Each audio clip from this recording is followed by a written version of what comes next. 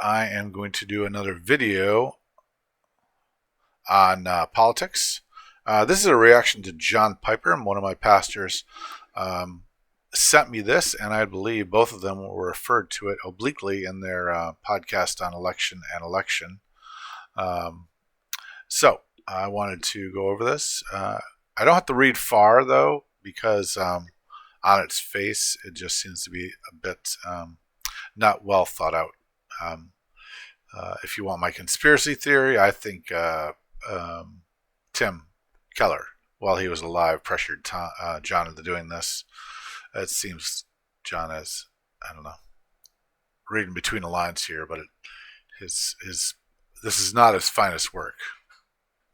So, and here is the very very short version of this, and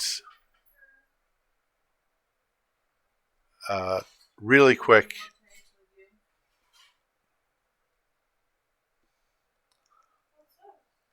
And this is the paragraph that is sort of, I think, the offending paragraph. It says, this is 2020. It says, nothing I say here is intended to dictate how anyone else should vote, but rather to point to a perspective that seems to be neglected. Yes, this perspective sways my vote, and you need not be sinning if you weigh matters differently. Actually, this is a long overdue article attempting to explain why I remain baffled that so many Christians consider the sin of unrepentant sexual immorality, unrepentant boastfulness, unrepentant vulgarity, unrepentant factiousness, and the like to be only toxic to our nation, while policies that endorse baby-killing, sex-switching, freedom-limiting, and socialist overreach are deadly. Now, there's a couple things that are very simple, and I just scratch my head. One thing is the definition of toxic. So if we say toxic, containing and being poisonous material, especially when capable of causing death or serious debilitation, okay? Extremely harsh, malicious, and harmful, related to or being an asset that has lost so much value that it cannot be sold. So here we are, and we are talking about Christians who note that these things are toxic, which will lead to death. And then we have baby killing, which is actually death. So let's try that again. Toxic, which will lead to death, spiritual death, and baby killing, which will lead to a dead baby, and B, being extremely toxic to the people involved, whether it be the doctors, nurses, person who processes the billing, person who holds the door open, cop at the door, and obviously the mother and the father, not to mention any other family members involved in endorsing this. So that's one point, which is very obvious, which is that saying toxic leads to death, spiritual death, and number two, the actual killing of someone.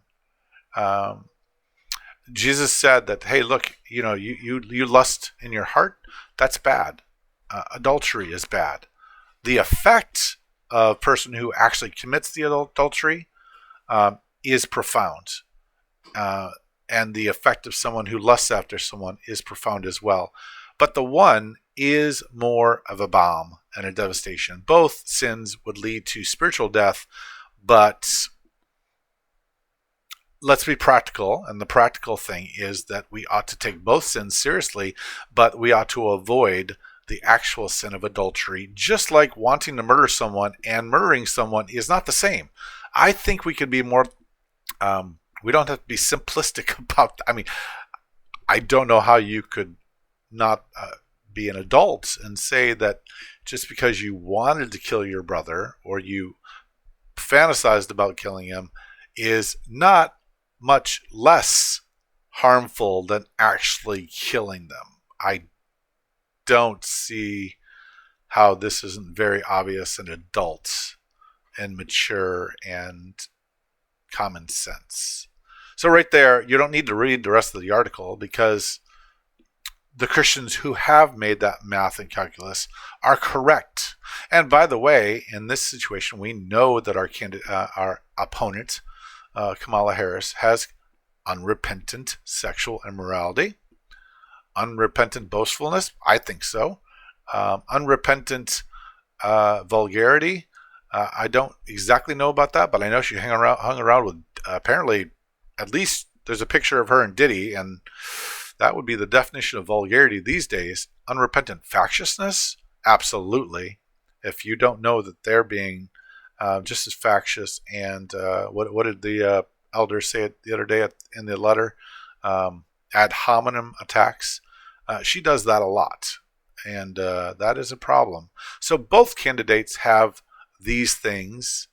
I don't know as much. I think she's probably less vulgar in public than he is, but certainly boastfulness, I think so. Immorality, absolutely. And factiousness, absolutely. And in addition to that, the Democratic candidate would also be endorsing baby killing, sex switching, freedom limiting, socialist outreach. By the way, he goes on in this article to say that, by the way, pastors should get ready for persecution. So he's literally saying this probably is going to. Imagine that America collapses. First anarchy, then tyranny. Tyranny. Okay. Imagine religious freedom is gone. So he is ready. Now, I don't mind this. I'm not afraid of this. And this is very good. Let goods and kindred go, this mortal life also. This body they may kill. God's truth abideth still. His kingdom's forever. True. But if we have a choice and a responsibility as a Christian to vote our conscience and to vote to prevent evil, that's the whole thing about government that I would push, is that government is to restrain evil. If we go to Romans chapter 13, you'll see that government is to prevent evil. So that's what we're trying to do. We're not trying to make sort of Christian America. That's not the case. We're not the chosen people. What we are trying to do is restrain evil, and laws have to be based on something. And so if laws are based around the scriptures, that's actually beneficial to a society. That's what the Bible says. Not so much maybe the first commandment, but certainly 6, 7, 8, and 9. 6, 7. Anyways, you get the point that the Bible can be hugely beneficial to a society that bases its laws around it.